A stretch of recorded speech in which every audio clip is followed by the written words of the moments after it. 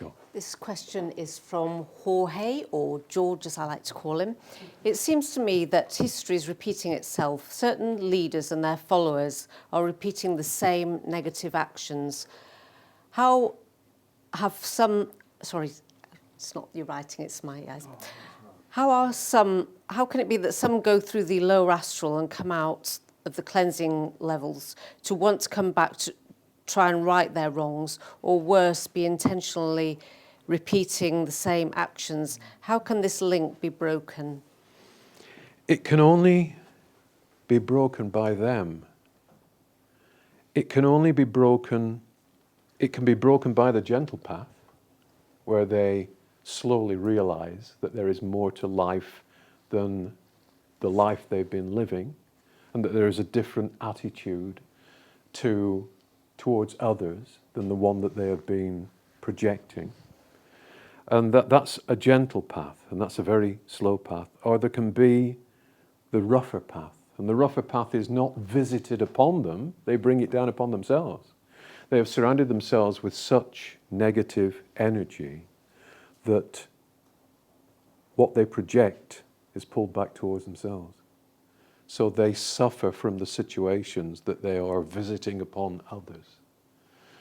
And if we could convince them that that would happen, I'm sure a lot of them would let go of what they're doing currently.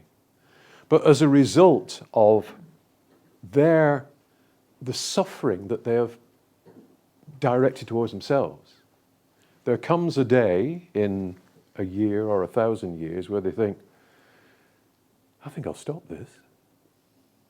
I'm bashing my head against a brick wall. There might be another way. Or they think, as they've crushed themselves and they lie on the floor, God help me.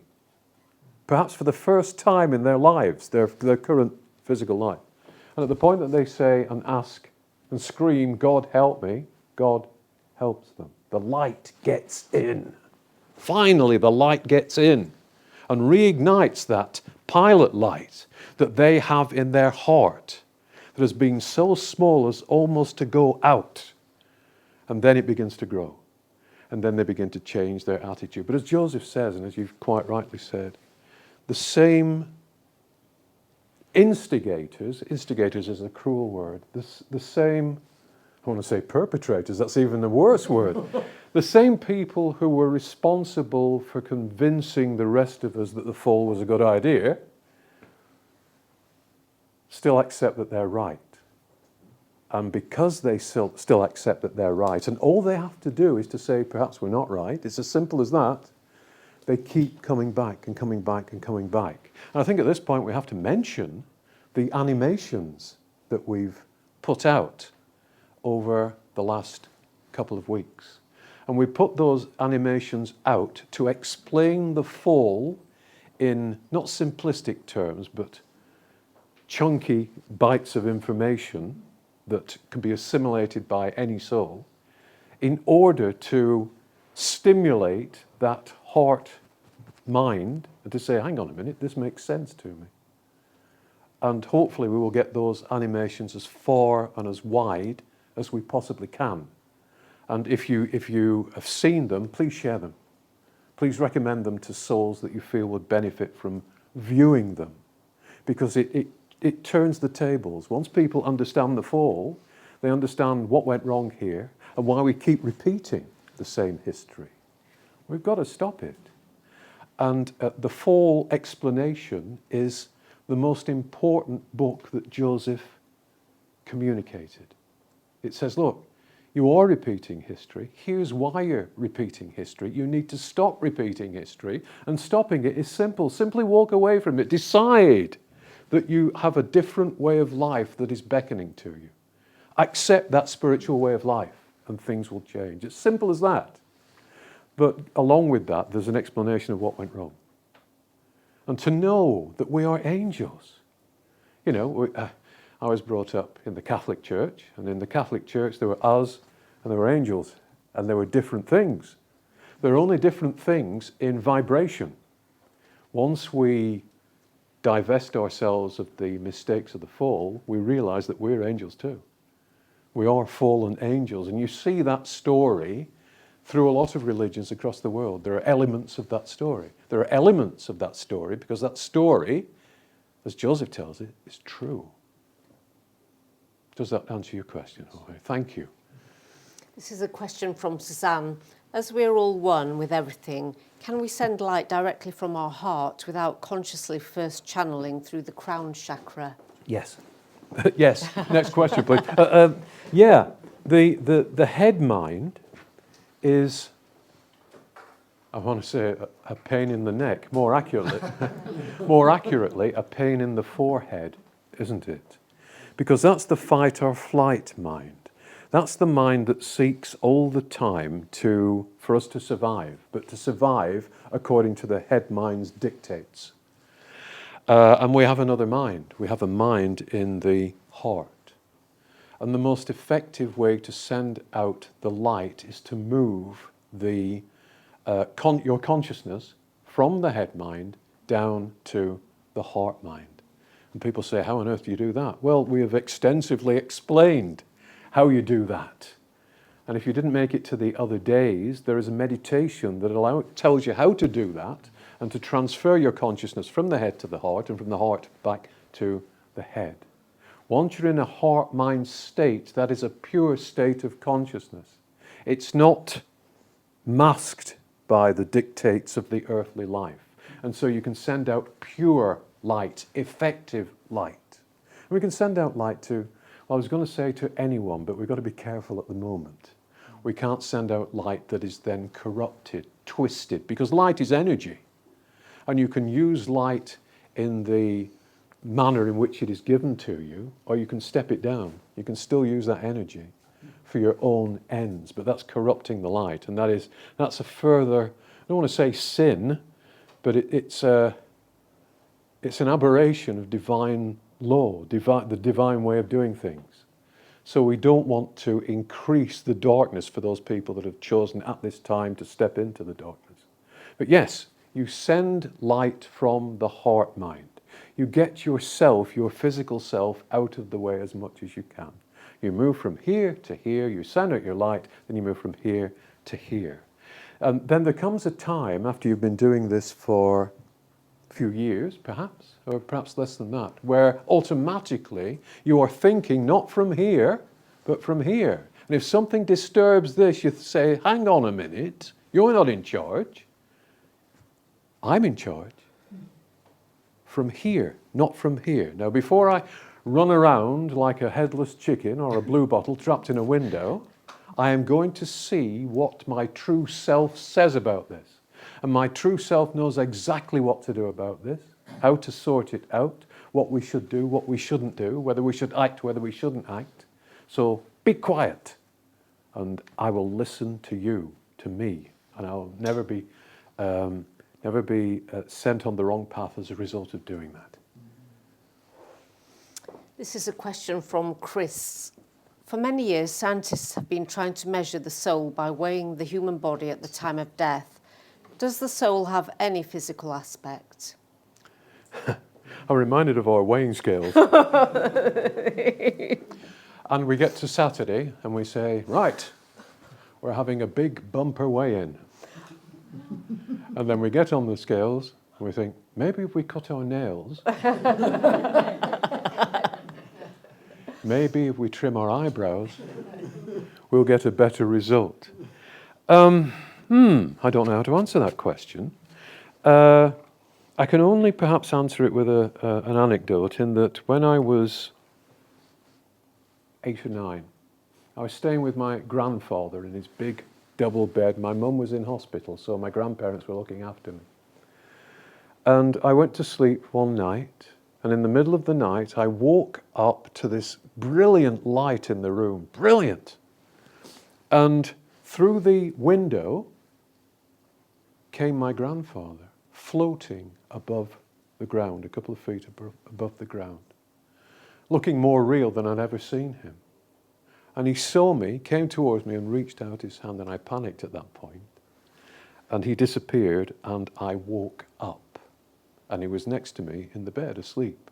But I'd seen him astral traveling. And I can only say that not apparition, but that view of my grandfather, as the spirit that he really is and was very light, lighter than air. There was no pulling down on him by earthly considerations and by earthly weight. The soul, the spirit that we are, is from another dimension. We inhabit this body, but we exist in another dimension, on another frequency. And weight on that frequency doesn't have any meaning. It doesn't matter. And I know that many scientists want to prove this and want to prove that and want to say, you know, you're a gram heavier when your soul's in your body, or you can see ghosts because we've proved that you've got this mechanism on a physical level. They've got it wrong. It's the wrong way around. It doesn't matter. Science doesn't matter. Science becomes locked in to theories and then has to change those theories. As Scotty said in Star Trek, you cannot change the laws of physics. Yes, you can. They change every few years according to what is flavour of the month. And it's what matters is that we are spirits inhabiting a physical body. We have to look at what's important. It doesn't matter whether the soul weighs anything or not. It doesn't matter. What matters is that we're here, incarnated. The world's in a mess. We can change that world. We can elevate ourselves. We can live a different life. We can affect other people positively. We can reconnect with God. And we can be who we really are. And those are the things that matter. But if you were to say that to a scientist, he'd say, you're insane. I can't measure that. I can't put it in a test tube. Good. I'm glad that you can't. Because I'm not interested in anything like that. And as you progress spiritually, you'll find that you won't be interested in it at all. It doesn't matter what they say. What do you say? What do you feel inside? That's the truth. Not what they tell you, not what they try and impose on you, but what you feel inside. And what you feel inside is important in life. You know, is it 9 to 5? And we've got to have 9 to 5 in order to survive. Yeah, on this level. But is 9 to 5 as important as knowing what you are and trusting in higher vibrations? When I left my job decades ago as an advertising executive, as a director of a company with a very fat wage, gave back the company car, gave back the expense account, I had no idea what I was doing. And as I travelled back on the bus, because I'd given my car in, I had nothing. And I must admit, there was that moment of fear, and I said, what have I done? And then when I got home, I thought, what's that piece of paper stuck through my letterbox? Pulled it out, opened it, and it said, you said that you do private readings. I have myself and 5 friends, and we'd like to see you, and we'll pay you for this. And I held this piece of paper, and I thought, my goodness, I'm on the right path. I was, whenever I had nothing, the Persian gentleman would come and say, spend, get what you want. Say to yourself, I always have exactly what I need. And I did. And every time I spent thinking, well, I've no money left, more money would come in. I would work in service of other people. I drove a Meals on Wheels van for a while. And every time that I came back from the Meals on Wheels trip, I could hear the phone ringing. It would start just as I got to the door. And it would be someone with an offer of some work for me. Not necessarily spiritual work. I've painted houses. I've counted comics for a friend of mine who had a comic shop. What else have I done? Market stall. Yeah, I've had a market stall. I've sold science fiction books. I've written and edited science fiction magazines. I've done all sorts of things. And I once said to my spiritual teacher, I've done so many things, I don't seem to be able to stop at one thing and gather momentum. And she said, yes, but think of the experience. And that's the important thing, the experience. And a reliance on the divine, not on the structure of society. Forget the structure of society. You're a rebel. You're a spiritual rebel. You're an angel. You're above that sort of thing. And in being above that sort of thing, you make yourself a channel for vibrations that are of a similar vibration to you that can help humanity. Does that answer your question, or does it not? You can always tell me it doesn't, and it's absolute rubbish. I'll just storm out, but it's absolute rubbish. Thank you. I'm not sure who this is from, but I've been told by several mediums that I was a Knights Templar, and I've been told that they vowed to come back 700 years later. For what reason, if any, would this be the case? P.S. I do have memories of being a knight from when I was a child. Interesting, because I have a connection with a Templar Knight. My goodness, this man is fierce. And he would come in when vibrations needed breaking that attached themselves to me. And he always came in full knight's gear, and he had a double-headed axe.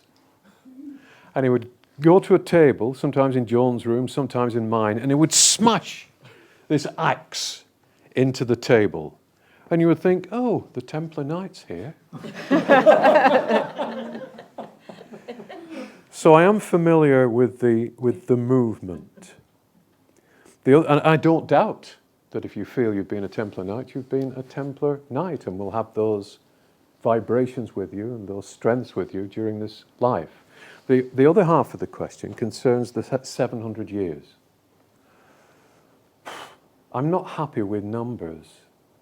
I don't often look at other spiritual work, and I do that because I don't want to influence myself subconsciously. I'd rather keep open as a channel, to be as pure a channel as I can to bring through what's being given to me. I don't want to colour it, in other words. We're not transistor radios, we're human beings, and so we colour with our own views what comes through. But I have looked occasionally at other things, and you get the Council of 12. You know, you got the Council of 12. There's Mary Magdalene, there's Flash Gordon, there's Bonzo the Wonder Dog, and I don't see it. That's my personal view. I don't see it. We have a direct connection to God, and if we want to do something spiritually, we do it. I don't see cycles that connect to a particular number.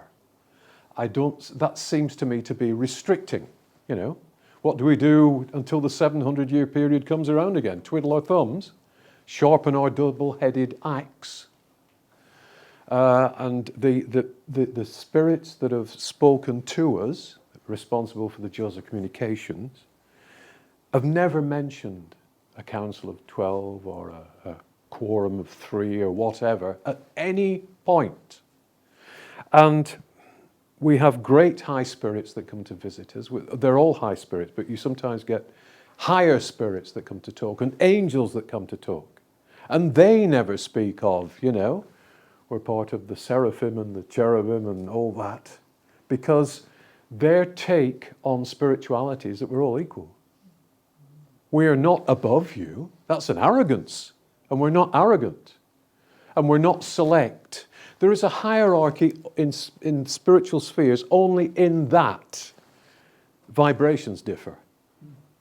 In that some spirits have attained a higher vibrational rate personally than others. But that's not an arrogance. That's not an exclusivity. And Joseph's Soul Group urges us to raise our vibrations and not saying, oh, look at you poor things down there. We are going to help you. We don't need to help you, but we do. No, they say, we're all brothers and sisters, and our heart bleeds for the situation that you are in. And we won't rest, and we won't go through the hatch, metaphorically speaking, that leads to infinity until such time as we have got you all out. So yes, have you been to Templar Knight? Very possibly, yes. I've seen, as I say, Templar Knight. So I don't see him often now. He hasn't been for a while, has he? No, because we ran out of tables, I think. Because he did that with my table when I was going to leave the well-paid job and do the Joseph, and he's like slammed the thing on the table, and you've got to cut that connection and just take the leap. So he doesn't give you good news.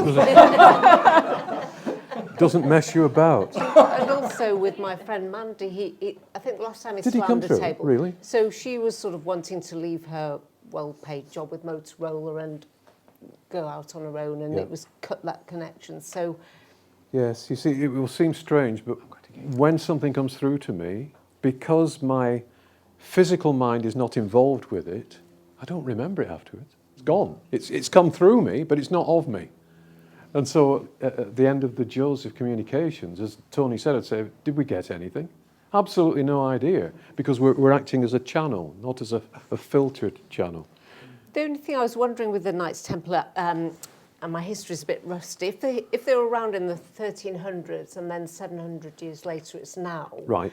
is there any significance that coming back at this time when it could have been known that we'd be on shaky ground? That's the only... Yeah, I understand that. It's the numbers that worry me. And if something was wrong, I mean, Joseph said alarmingly that he's brought through this information before. So he's not waited to a certain time to bring it through. But things had to be developed to a certain level before they could communicate with us. But there was nothing involving numbers, or it's going to be X number of years, you know. It's a personal view, but... Unless there were several Knights Templar, like the one you know, that are coming back to kind of like help now. Yeah, I think at the point that IKEA opened, there was a change Cheap replacement in his tables. attitude. Okay. The next question's from Elaine. Elaine. The world is actually lighting up, I know, as I've seen it, and it was also confirmed in From Here to Infinity. Right. That sort of... What is the question? Well, I don't know whether it's a statement, actually. It's getting better. Oh, right. It's just... Right. Yeah, just the last chapter of From Here to Infinity. When I read that, I was like, whoa, that's my world.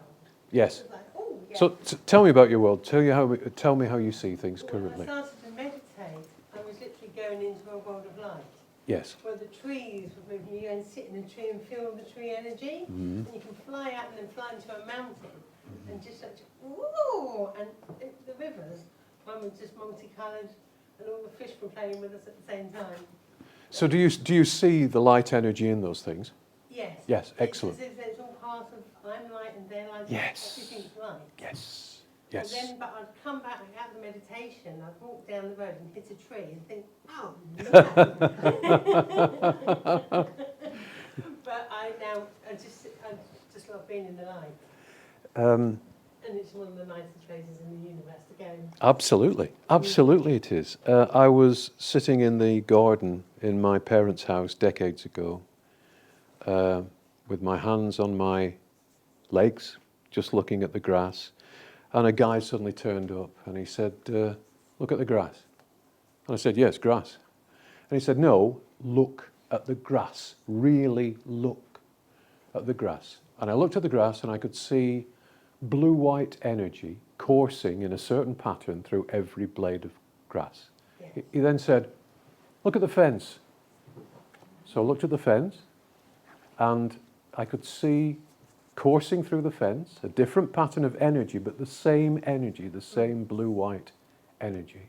He said, look at the path. So I looked at the concrete slabs on the path and I could see the same energy in a different pattern coursing through them. Now he said, look at your hands. So I looked at my hands that were resting on my legs and I saw the same energy coursing through my hands.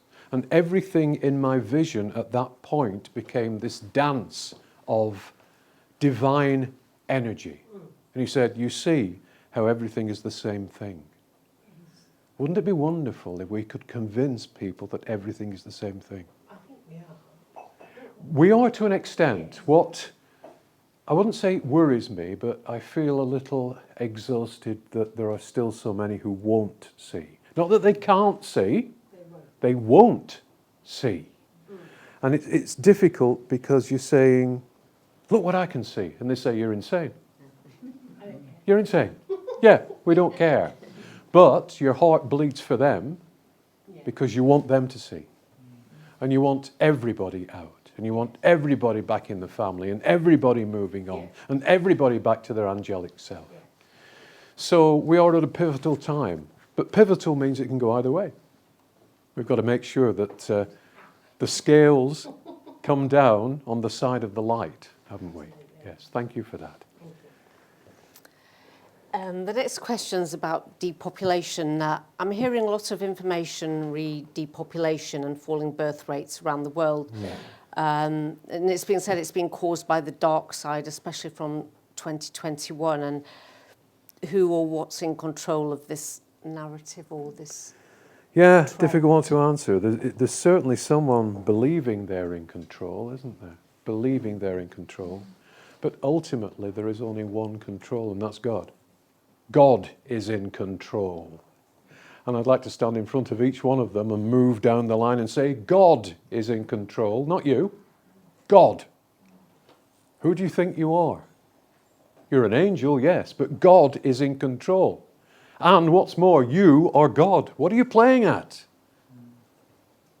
You've got light inside of you, not darkness. Stop it. Come out of the darkness. So the ultimate control, I mean, who thinks they control the world and who actually controls the world are two different things. This world is in God's hands, in the divine's hands, in angelic hands. And if we find ourselves, or humanity finds itself, choosing the dark path, as a result of choosing the dark path, humanity then runs on a finite amount of energy. If humanity chooses the path of light, that supply of light energy is infinite. You can't run out of it because it's supplied from God. It flows through you all the time. It strengthens you. It heals you. It propels you onwards into even greater adventures. But if you cut out the divine, purposely, not having God, nothing to do with me, doesn't exist, I believe only in material things, then you shut out that natural flow of energy that animates us, that keeps us going. And you find that you are in a bubble of energy, yes, but that bubble, you're drawing on it all the time. And it's getting smaller and smaller and smaller and smaller. And you might make grand plans for tomorrow on behalf of all humanity, but you do not know at what point that energy runs out. And when it runs out, all your plans run out. Your loftiest plans, your most devious plans, they run out. And there will be signs before that happens, because you'll see things falling apart. But that is why the path that so many souls are on is so dangerous. They think that, you see, they're cutting off what they are. I don't believe in God, and I always say, well, that's all right, God believes in you. God believes in you because you are part of God, but you're denying what you are through free will. Don't want any of that, okay, don't have it, but there are consequences because you're not being fueled, you're not being energized, you can't move forwards. The energy, the residual energy that you have around you and within you is shrinking and shrinking and shrinking. What do you do when it comes to 0 point? What do? You go to sleep, that's what you do. And then you wake up and you've got to go through it all again because you bring through your dominant vibrations from the last time you were here. You bring them through. They're not, you can't do that with them. You've got to deal with them because they are the things that are restricting your vibrational rate. So you'll come back and you come back with an opportunity. But that opportunity is a long, hard path. But you've made it. Every stone on that path you've created. Every diversion on that path you've created. Until you decide to create something else, something better, something good, something that you know is inside of you, trying to get out. Let it out this time. That's the key to it. This question is from Catherine. I hope I've got the interpretation correct. As the energy of the earth is rising, the souls from the lower realms who want to come back another time for a physical life will have to be reborn on another dark planet. I don't Right. think there is one, is there? Can you read that to me again, please? So as the earth's energy is rising, the souls in the lower astral who want to come back for another go won't be able to be born on earth. They'll have to go to another dark planet, but I don't think there is one, is there? It's, according to Joseph, this misstep that created the fall has only ever in this physical universe, and there are physical universes plural, has only ever happened on Earth. Aren't we lucky? We could have been somewhere else, but we're here. So it's only been created here. And the lower astral is, I wouldn't call it a parallel existence, it's a step down in a way, but it's a very upsetting place in that if you're a violent person, you'll find yourself surrounded by violent people. If you're a selfish person, you'll find yourself surrounded by selfish people. If you are a controlling person, you'll find yourself surrounded by people who are trying to control you. You'll find yourself surrounded by people who are just like you. Just like you. There's your reward. And it's not a reward that's a judgment, it's because you attract similar vibrations to those that you put out.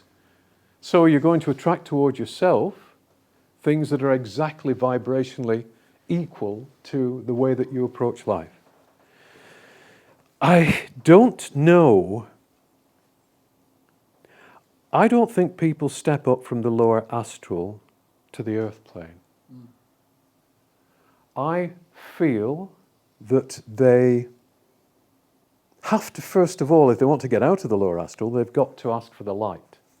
They've got to accept the light and invite the light and help into their lives. And at the very moment they do that, whenever it is, that split second, that light and that help are there. And they can begin their journey upwards.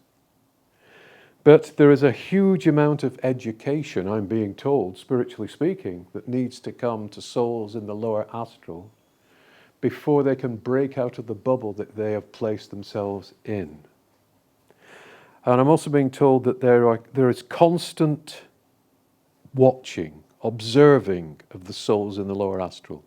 Not by souls, not by guiding influences that spend the whole of their time watching the lower astral, but a portion of their intelligence, a portion of their consciousness is devoted to waiting for that moment when those souls say, I need the light, or somebody help me, or there must be a way out of this, or this is more than I can bear, what can I do? But then those souls have to be re-educated, spiritually speaking. And the path then eventually, I'm told, opens up for them to enter the cleansing spheres. Not to come back to earth, but to enter the cleansing spheres. And the advice is, of course, you see the predicament you've placed yourself in by coming to the earth. You've now filtered some of that low vibration out of yourself. We advise you to move on. And there are between stages, as it were. Not quite in the first of the cleansing spheres proper, but between the first of the cleansing spheres and the lower astral. Not as dark as the lower astral, certainly not as grey and as threatening as the lower astral, but more peaceful and an area of contemplation. An area where it is said to them, you've come thus far, now what? Consider what placed you in the lower astral in the first place. Consider the alternatives. We'll visit you. We'll bring some of our light. Here's a lantern. There you are, that's yours now. You're not in the darkness anymore. But consider how you now want to proceed. Do you want to stay here? You can if you want. You've got free will. You're certainly not going back to the lower astral because you've elevated yourself above that. Tell us when you want to move onwards, and slowly, slowly, we'll make sure that you do move onwards. We love you. We care about you. And we will see you through this. But it has to be in your time and at your pace. And we thank the God that is within you that you're now out of that awful place that souls place themselves in. Wow. I've been called to time by Tony, so I'm really sorry to Helen and Roger that we didn't get round to your question. My goodness. Over to me. Okay. Thank you. I do hope you've all enjoyed that. I mean, that last question was amazing. That was new to me as well. So I do hope you've all enjoyed the day. I know it's got very hot in here. I just want to plug a few things. First of all, nobody minds that we've filmed this and we're going to be showing this on YouTube. Please don't say yes, because we'd have to refilm it all.